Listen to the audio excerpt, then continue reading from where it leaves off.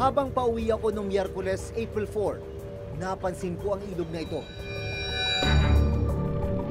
Halos matakpan na ng basura ang bahaging ito ng San Juan River sa Sevilla Bridge sa Mandaluyong City. Hindi na makadaloy ng maayos ang tubig dahil sa kapal ng naghalo-halong basura.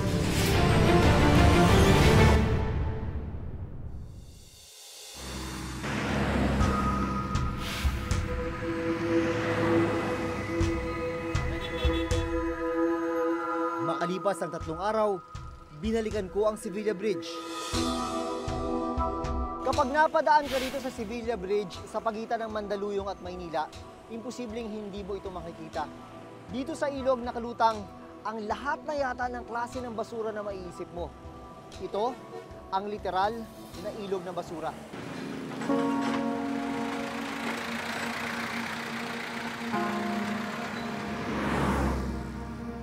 Sa gilid ng Sevilla Bridge, nakilala ko si Joel Pasao. Mahigit 20 taon nang nakatira sa gilid ng tulay. Nasaksihan daw niya kung paano lumala ang pagdami ng basura dito. Araw-araw yan, lagi kita marumi ang ilog. Lagi may basura.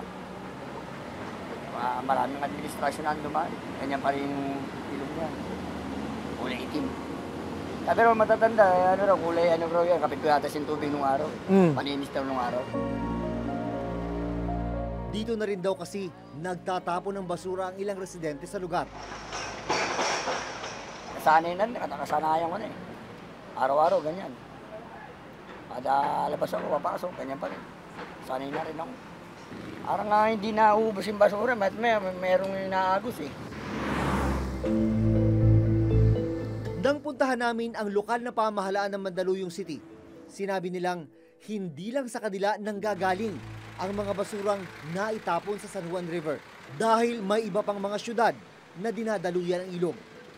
Hindi ho namin tinatanggi, parte ang Mandaluyong nung ibang mga duming nanggagaling doon. Pero kung pag-aaralan po ang kahabaan ng San Juan River, halos kulang-kulang 1 kilometro lang po ang nasasakupan ng Mandaluyong City sa San Juan River. Ang San Juan River dumadaloy sa 4 na syudad sa Metro Manila, kabilang na ang Mandaluyong City, San Juan City, Quezon City at Maynila. Nang baybayin namin ang ilog, may ilan di mga gusali na dito direktang nagtatapon ng dumi. Nitong Martes, ilang tauhan ng MMDA ang naabutan naming naglilinis sa ilog. Pero marami-rami pa ang kailangang linisin. Hindi nila natapos ngayong araw ang paglilinis sa ilog. Meron pong nilatag na programa doon para i-trap yung mga floating waste accumulated along San Juan River. Doon po ang pinakamababang elevasyon na pwedeng maaari namin na hanguin ang mga basura na naiipon along San Juan River.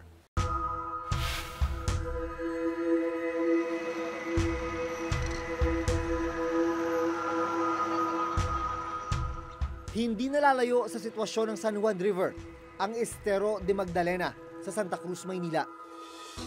Nangingitim na ang tubig. Halo-halo ang basura. Natakluban na ng mga lumulutang na basura ang tubig dito. Ito yung isa sa mga sinasabing palikuran ng mga taga rito. Masaklap, pag kailangan nilang umihi, dito ginagawa, pero ang bagsak sa estero. Katunayan, dyan pa nga naiwan sa ilalim ang mga dumi ng tao. Aminado ang ilang mga residente dito, tulad ni Aling Lydia, nakasama sila sa mga nagtatapon ng basura sa estero. Minsan po ang mga anak ko, kasi naglalabas kami ng basura sa labas. Naka-plastic, hindi naman maiwasan ng mga anak ko na hindi maghagis. So diretso na sa estero yun? Oo, diretso sa estero. Naaalala pa raw ni Aling Lydia kung gaano kalinis ang Estero de Magdalena noong araw. Dati po kasi tumatakban tubig niyan, malinaw na malinaw. Halos may mga dalag pa nga dyan at saka hito eh. Pag umuulan nga, may naliligo pa eh. Dumarating ba sa puntong mas mabaho talaga yung amoy niyan? Pag napuno talaga siya ng anong amoy, sumisipaw talaga ng husto. Kasi dyan na rin yung kubeta eh. Naabutan kong naglilinis ang ilang tauhan ng MMDA. Bukod sa halo-halong basura, makapal na burak ang nakuha sa estero. Gano'ng kadaming basura nakukuha nyo rito araw-araw? Marami. Dami. Nawawala na yung amoy. Sanay na eh. Sanay na kayo sa amoy? Siyempre, lilinisin mo ngayon. Pagbalik nyo kinabukasan, madami na naman yan. Paulit-ulit lang. Lahat na yata ng klase ng basura, lahat ng klase ng dumi, nandito sa esterong ito. Plastic, kahoy, minsan, ayan, dumi ng tao, nakabalot sa plastic. Mahalagang malinis ang mga basura sa mga estero at ilog. Kung mangyayari kasi ito, maayos na dadaloy ang tubig sa mga estero at ilog patungo sa karagatan. Pero kung barado ang mga daluyan ng tubig, hindi malayong umapaw ang tubig na nagiging sanhi ng pagbaha. Sa datos ng National Solid Waste Management Commission, nasa 9,000 tonelada ng basura ang nakukolekta araw-araw. Dito pa lang yan sa Metro Manila. Kung susumahin sa loob ng isang taon, aabot yan sa mahigit 3 milyong tonelada ng basura.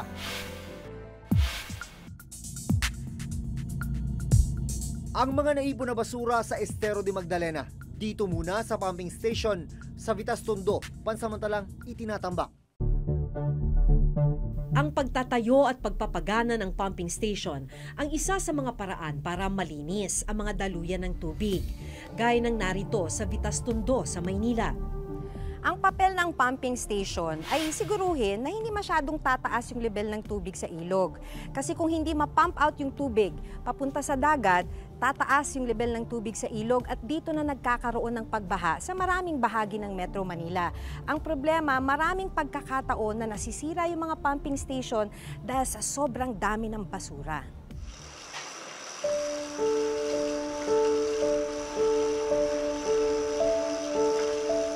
Dito namin nakilala si Tatay Domingo. 45 taon na siyang nagtatrabaho bilang taga-tanggal na mga bumabarang basura sa mga makina ng pumping station.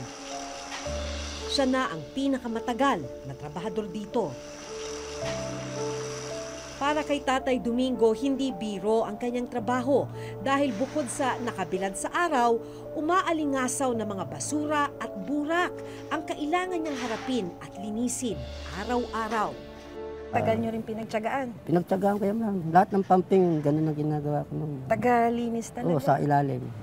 Mag-aahon ng putik, nagamitan namin ng ginagawa namin, inaakyat. Magkano yun? 459 Sa isang araw? isang araw. Panawagan niya, sana'y matuto ang lahat kung saan dapat itapon ang basura. Ang tanong, iniisip nga ba natin kung saan napupunta ang bawat basurang itinatapon natin? Walang katapusang basura yan. Wala, hindi matatapos ang basura niyan. Ikaw lang mananawa sa trabaho. Hanggang malakas ka pa, sige. Pagka nanghina, wala na. Sila nag-uumpisa na ng kalat. Kami naman tiga-trabaho. Hindi naman dapat ganun gawin na itapon na lang yung sa ilog. Yan naman nila na ilagay sa isang lagayan para pagdating ng truck, doon na lang dapat nila tapon. Hindi dito sa ilog. Kaya kami, sige pa rin na trabaho dito. O, kung marunong sila, tulungan naman nila kami. Dahil sa gawa ng tao, hindi tama eh. Sa sakripisyo, sila, gobyerno. Sino siya? Sarili natin, nasa sarili natin. O, siyempre, naapektuhan tayo. Ang mga naipong basura sa San Juan River, Estero de Magdalena at sa Vitas Pumping Station, idiniretso naman sa mga sanitary landfill. Ang isa ay sa Navotas, ang isa naman ay nasa Rodriguez Rizal. Pero maging ang mga sanitary landfill, may problema rin. Nakasaad sa Republic Act 9003 o Ecological Solid Waste Management Act na dapat ay hinihiwalay na ang mga nabubulok, hindi nabubulok at ang mga maaring iresiklo sa kabahayan at barangay pa lamang.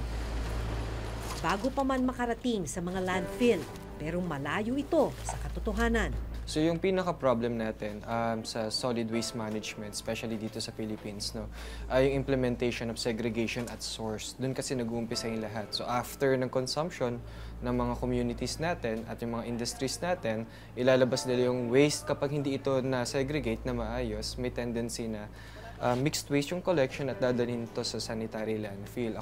At kung hindi maayos yung management ng waste, ang mangyayari ay mabilis mapupuno yung landfill at may tendency rin na kapag mabilis mapuno yung landfill, yung ibang tao magtatapon na lang sa mga waterways natin.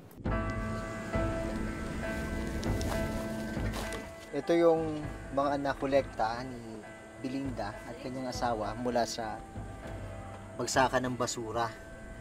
Mga dilata, niipon nila yan at niluluto, pinapakain sa kanilang pamilya.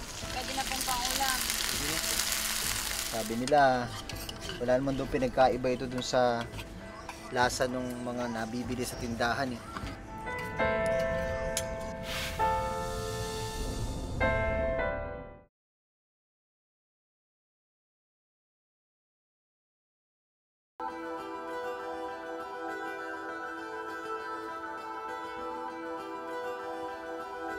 Isa sa mga nag-ooperate na sanitary landfill dito sa Metro Manila ay nandito sa Rodriguez, Rizal. Ang basurang kinadidirihan ng marami sa atin, hanap buhay para sa ilan sa mga taga rito.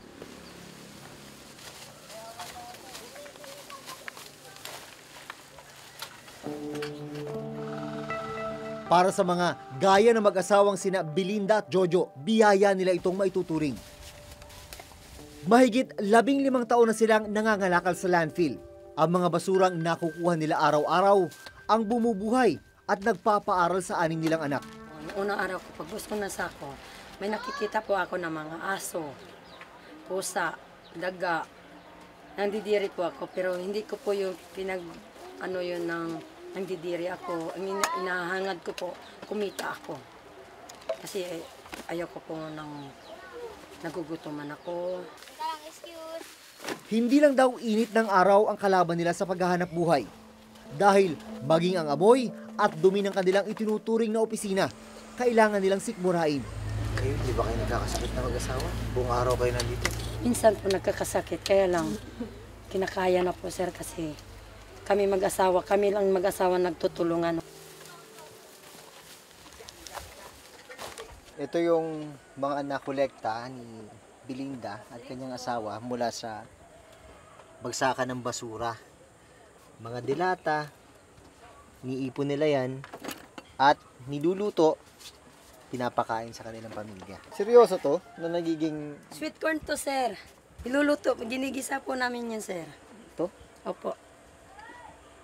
Di kaya magkasakit mga anak niyo rito? Kami lang po kakain mag-asawa. Kayo lang? Opo. Hindi niyo pinapakain sa... Bibili kaming itlog. Hiwalay ang pagkain nila? Opo. Hiwalay ang sa inyong mag-asawa? Opo. Bakit? Para kung magkasakit man, kayo lang? Kami lang dalawa.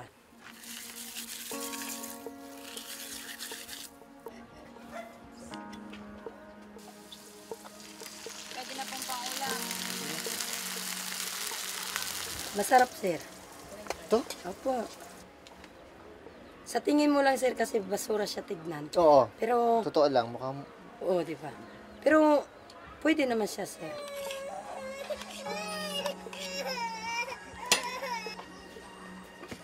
Sabi nila, wala naman doon pinagkaiba ito dun sa lasa ng mga nabibili sa tindahan eh. Ang pareho lang nga. Nakamamanghang isipin na dahil sa libu-libong tonelada mga plastik, karton at bote na bumabagsak sa landfill araw-araw, nakakapagpaaral sina Belinda ng 3 anak. Nakakakain sila ng 3 beses sa isang araw at kahit paano, nakapagpundar ng maliit na bahay. Noong una, alam na agad ba ng mga anak nyo na ganito ang buhay nyo? Opo sir. Dito na po ako simula isang anak ko hanggang lumaki na po. Dumami na po ang anak ko, 6 na anak ko na po. Tapos ngayon yung panganay ko nag-grade 8, mag-grade 9 na siya. Pinapaaral ko dahil sa basura. Katas ng basura yung mga namin.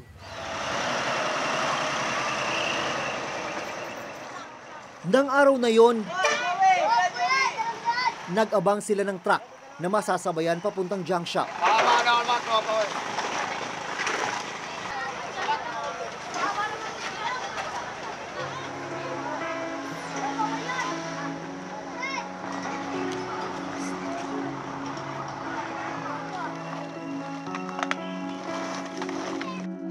Sa buong linggo, umabot sa 3,400 piso ang kinita nilang mag-asawa. Dito na sila kukuha ng panghapunan sa buong pamilya.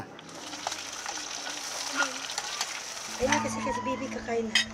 Papayag ka ba na yung ganyang hanap buhay ay abutin din ng mga anak mo? Yun po ang pinagporsige ko, sir. Maghanap buhay ako para sa pag-aaral ng anak ko. Gusto ko po matapos yung mga anak ko para hindi nila maranas po yung naranas namin mag-asawa.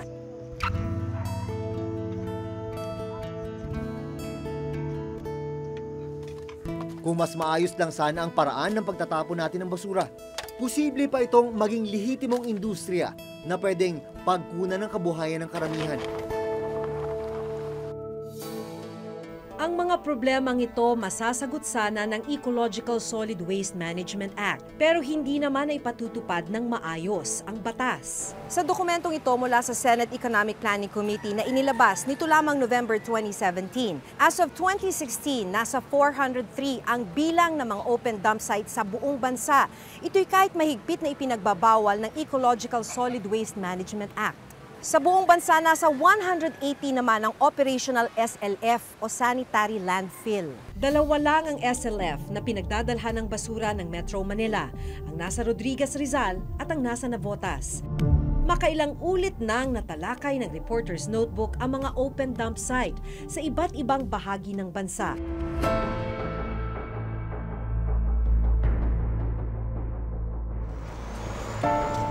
Sa dami ng binabagsak na basura dito kada araw, nagmimistula na tong bundok. Ngayon, ang delikado kasi sa ganitong dump site, naghahalo-halo yung mga basura, maraming kemikal na delikado sa kalusugan ng tao. Lalo na kung yung mga kemikal na ito, yung katas ng basurang ito ay mapunta sa groundwater at mainom ng tao. May open dump site na nakita ang Reporter's Notebook sa Cebu at Cavite. Mahigit 15 taon na mula nang maisabatas ang RA 9003, marami pa rin ang hindi sumusunod dito. Sa datos mula sa DENR, umabot sa halos 600 local government executives sa buong bansa ang inireklamo sa Ombudsman dahil sa paglabag sa RA 9003 o Solid Waste Management Act. Pursigido pa rin ang National Solid Waste Management Commission ng EMB na panagutin ang mga hindi sumusunod dito. Ang National Solid Waste Management Commission may inauthorize ang commission to sign the complaint of affidavit at yun ay sinamit sa Ombudsman. At pinakinggan at ininvestigahan din ng Ombudsman at we are just awaiting for the resolution. Ang involved dito yung mayor, vice mayor, and the rest of the local officials, na elected officials, including yung city environment and natural resources officer, yung city enro, doon sa kaso. Isa pa sa kailangang tugunan ng pamahalaan ang pag-relocate sa mga informal settler na nakatira sa mga daluyan ng tubig. Makailang ulit ng plinano ng mga nakaraang administrasyon ang paglilipat sa mga nakatira rito. Pero hanggang ngayon, hindi pa rin ito nasusolusyonan. Sa pag-aaral ng World Bank sa taong 2025, posibleng umabot na sa 77,000 tonelada ng basura ang maiipon sa buong bansa. Mahigit 100% mas mataas kumpara sa mahigit 30,000 tonelada ng basurang naiipon sa buong bansa sa kasalukuyan.